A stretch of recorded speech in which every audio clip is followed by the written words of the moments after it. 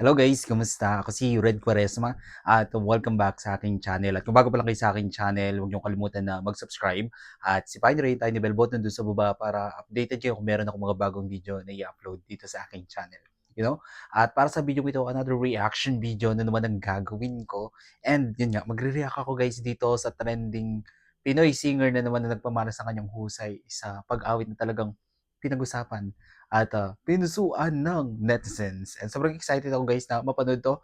Kaya i-play na natin to. Without further ado, let's begin in 1, 2, 3. Go! Tara, play na natin. Wait lang. So, here we go. Oh, nasa mall. Oh, yung ganda ng boses niya.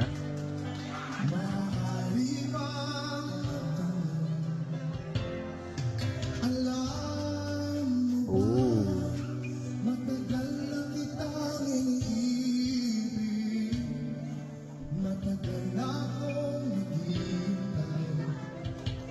Ngunit mayroon ka ng ibang minamahal. Kung kaya't ako'y di mo pinapansin. Ang ganda ng vocals niya, no? Ngunit gano'n pa man, nais kong malaman mo. Ang puso ko ito ay para lang sa'yo. Pwede ba tayo sabay-sabay? Ayan, nag-concert eh. Rob Daniel Yarn. Kahit na nagdurugo ang puso, at kung sakaling iwanan ka na, huwag kang mag-alala, may nagmamahal sa'yo. Ano ba kasi? Wow. Yes.